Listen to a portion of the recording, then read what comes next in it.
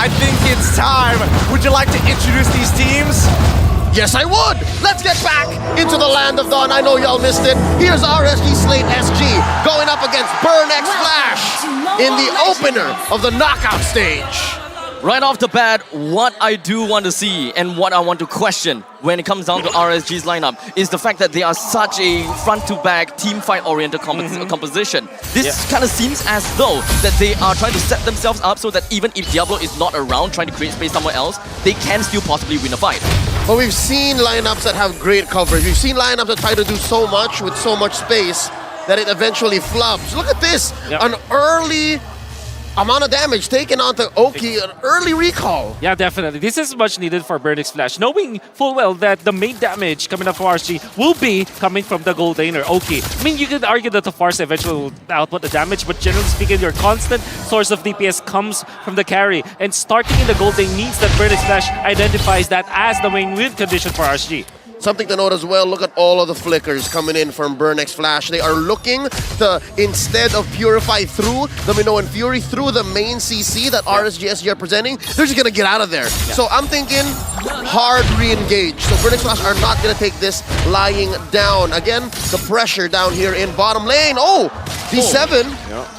Relatively passive game so far coming in from both sides. It kind of seems as though RSG do want to put a little bit of priority onto the bottom lane, considering the fact that Carry and Beatrix is a relatively even matchup. And the answer from RSG Slate is they're going to put a lot more in XP. They're going to try to watch out for XP, because look, they've now left Donut and Oki. Yeah, so I think they're going to mirror each other. It's the triple switch wherein you switch the mid lane to the XP lane and you put the roamer in the mid lane, and you have the XP laner roaming in the river.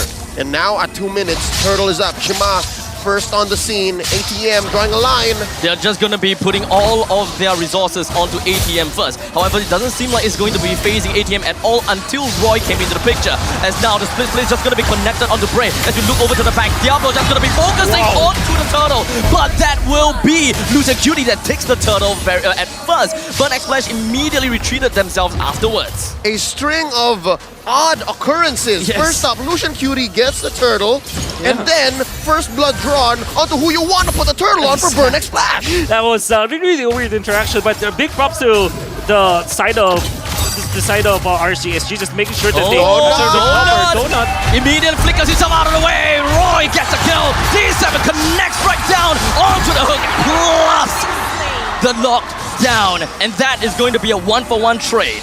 Yo, absolutely overextension coming up from RSG, from RSG, then Burn X Flash with a great punish. And this is important because now you give a lot to the gold laners, from both ends actually. But then again, it's even more so important for RSG. Burn X Flash, they have a way out of this. They can go for pickups, but RSG, they have to go full engage. Nope, they're not letting him breathe, and they hook Bray! Onto Bray, and he doesn't seem like he will be close to purple buff anytime, but he still manages to take it away from Chuma. Grand Theft Purple already. Chuma, a taste of his own medicine.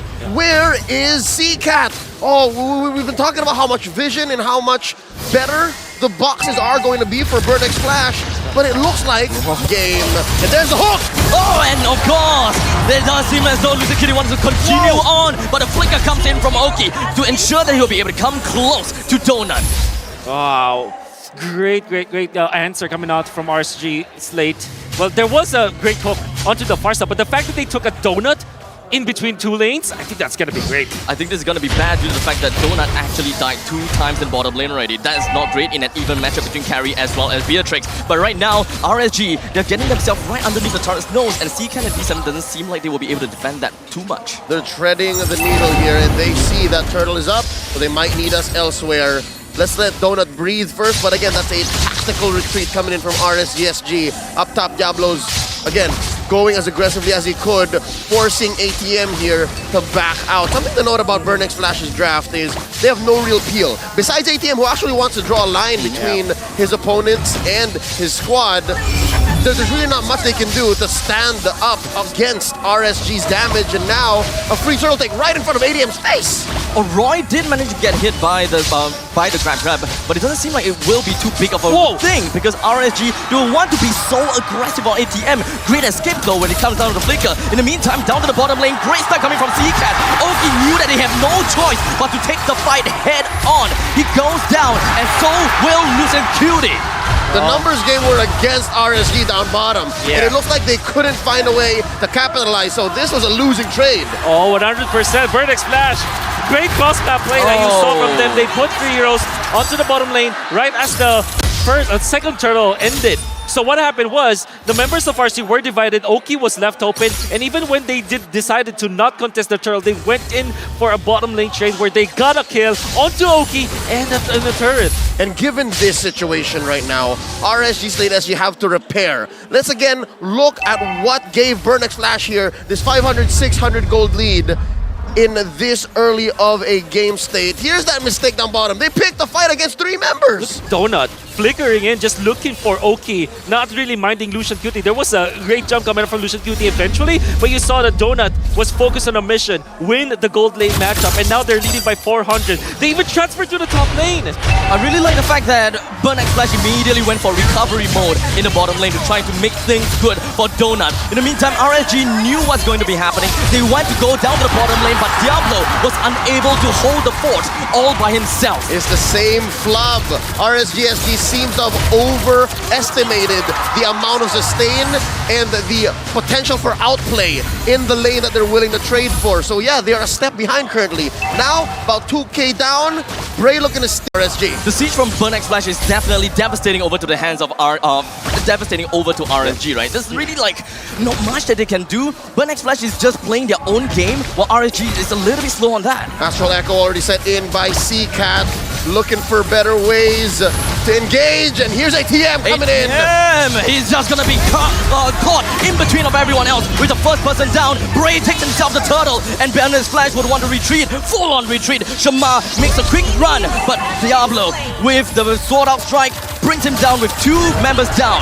Wonderful recovery coming up from RG Slate, especially because they were able to control that pit on the turtle. But Burnex Flash, macro plays for the past 2 minutes. They traded for a bottom lane turret, and then up top they got 2, then they got the middle.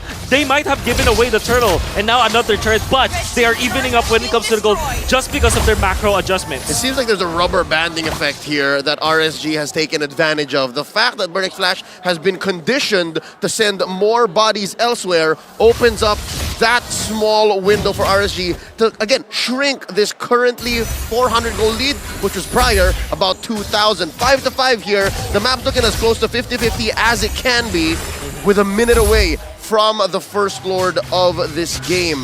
Now we're looking for that next engage. A lot of vision coming in from Burnex Flash, so I'd say unless Diablo says, you know what, it's a clear go, boys. 2 here, 3 here, find that take, it should be go for RSG. One thing to note though, they still have that goal, that tier 1 up top.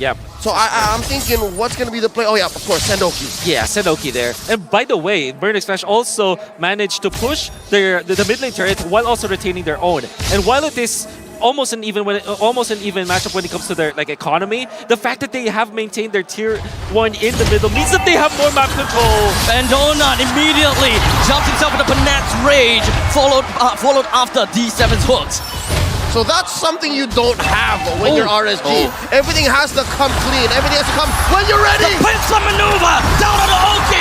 ATM brings him down as Burnex Flash huddles together, congregated together to make sure that they will be able to push RSG away from their own jungles. That's what I was saying. When Burnex Flash says we want this, they're more sure. It's easier to set up. RSG need maybe 2 steps, and here comes Diablo.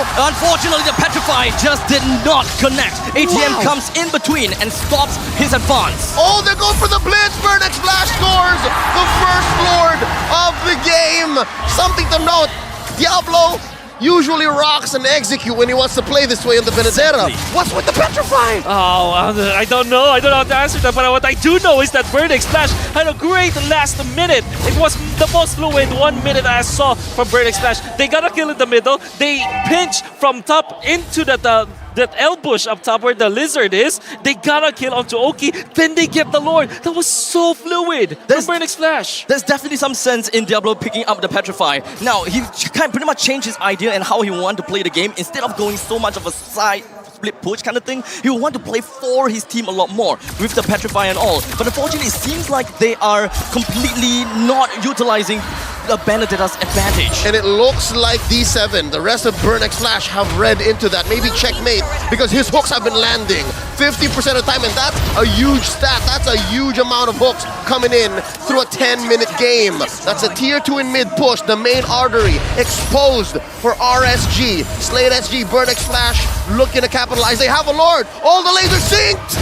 The top lane is just gonna be marched down by the Trident-bearing Lord, and he's gonna be melted down relatively fast. Whoa! In the meantime, great snipe down onto Lucian Cutie. The front line is not gonna be there for a good amount of time. There's not gonna be some presence coming in, but red hot coming in right through onto Oki, and this RSG doesn't have the damage that they wanted anymore. Knock up that stat to about 60%.